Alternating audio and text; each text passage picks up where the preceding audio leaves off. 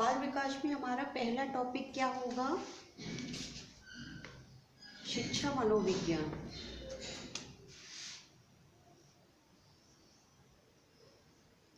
शिक्षा मनोविज्ञान।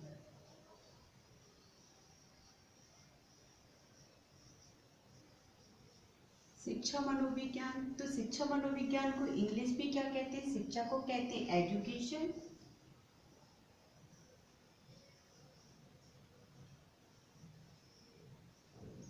और मनोविज्ञान को कहते हैं साइकोलॉजी। तो साइकोलॉजी की PSYCHOLOGY, ठीक है।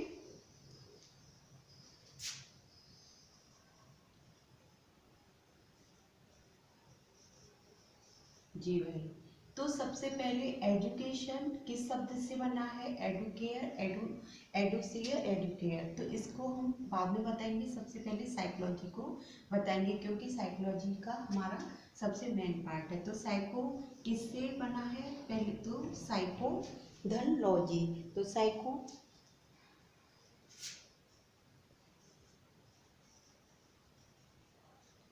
और फिर हमारा आएगा लॉजी।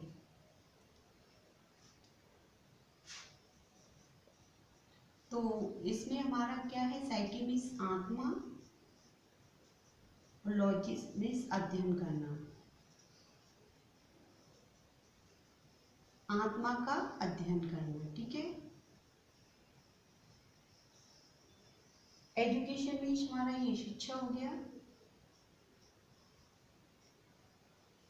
इससे रिलेटेड अभी हमारा कोई मतलब नहीं है, इससे हमारा टॉपिक यहाँ से आता है, तो इसे हम पहले ले लेते हैं, ठीक है।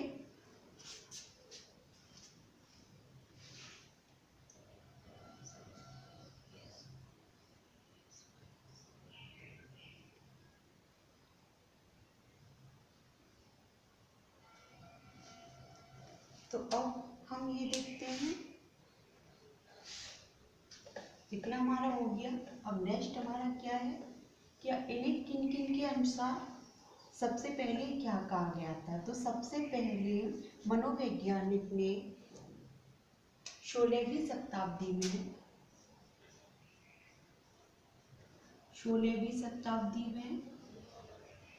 और 17वीं शताब्दी में, 16वीं शताब्दी में मनोवैज्ञानिक ने शिक्षा मनोविज्ञान को क्या माना था? तो सबसे पहले शिक्षा मनोविज्ञान ने आत्मा का विज्ञान माना था। क्या माना था? आत्मा का विज्ञान।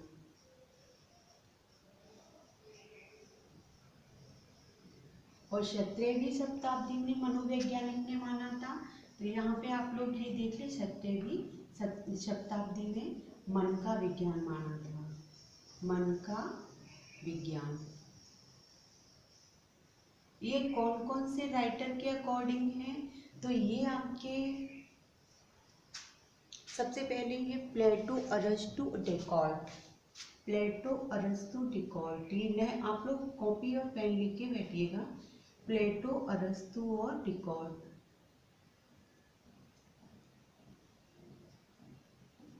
अरस्तु, डेकार्ट, ये लिख लीजिएगा। पहले मन का विज्ञान कहा गया था। मन का विज्ञान किन किन राइटरों के अकॉर्डिंग कहा गया था? पोम्पोनोजी और थॉर्नस्बी। पोम्पोनोजी, ये थोड़ा डिफरेंट नाम है, लेने में भी अजीब लग रहा है, मुझे भी लेने में अजीब लग रहा है,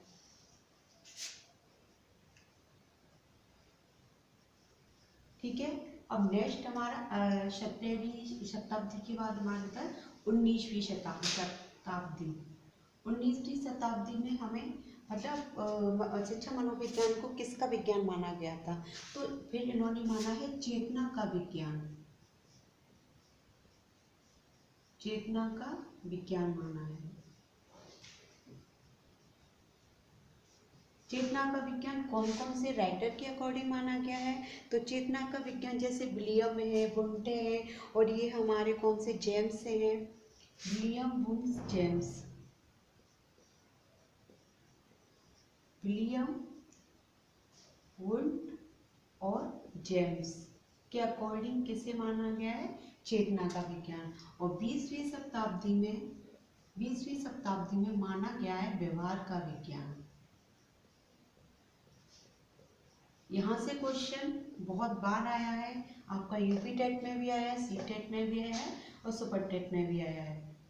व्यवहार का विज्ञान, व्यवहार का विज्ञान के जनक कौन है, यहाँ से भी क्वेश्चन बन जाता है। तो व्यवहार के विज्ञान के जनक वॉटसन है, ठीक है। तो यहाँ से आपके वुडवर्थ, स्किनर, मैक्ड्यूगल, ये किन किन के अकॉर्डिंग कहा गया है, मतलब जनक नहीं, ये किस किस ने कहा गया है। तो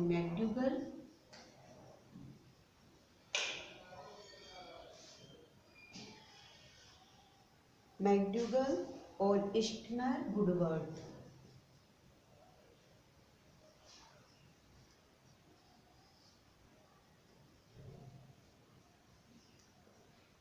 वुडवर्थ। तो ये हमारा हो गया शिक्षा मनोविज्ञान। पहले किसका विज्ञान था, आत्मा का विज्ञान था। उसके बाद हमारा क्या, मन का विज्ञान था। मन के विज्ञान के बाद हमारा किसका था, चेतना का विज्ञान था। उसके बाद हमारा क्या था, व्यवहार का विज्ञान था। तो ये कौन कौन सी शताब्दी में थे, यहाँ से भी क्वेश्चन आता है। तो ये 16वीं शताब्दी में आत्मा का विज्ञान था। किन किन के अकॉर्डिंग था, प्लेटो और अरस्तु, इनके मतलब इन्होंने कहा था। और 17वीं शताब्दी मन का विज्ञान था, पोम्पोनोजी ने कहा था, ठीक है। नेक्स्ट हमारा था 19वीं शताब्दी। 19वीं शताब्दी में चेतना का विकास का था, चेतना का विज्ञान। इसमें ये विलियम जेम्स वुंट और ये थे जेम्स थे, ठीक है। अब फिर 20वीं शताब्दी में हमारा व्यवहार का विज्ञान कहा गया था। ये किसके अकॉर्डिंग, मैक्ड्यूगल, स्किनर और वुडवर्थ। तो ये तो हमारा हो गया शिक्षा मनोविज्ञान से रिलेटेड किस किसने क्या क्या कहा था, कौन कौन सी शताब्दी में कहा गया था। और यहाँ से रिलेटेड काफ़ी इनकी डेफिनेशन होंगी, वो हम नेक्स्ट क्लास में लेंगे, ठीक है दोस्तों। और आप लोग पहली बार आए हो तो चैनल को सब्सक्राइब करो, लाइक करो, शेयर करो और ज़्यादा से ज़्यादा लोगों को जोड़ो ताकि कंटिन्यू क्लास चल सके, ठीक है। मिलते हैं नेक्स्ट वीडियो में, धन्यवाद।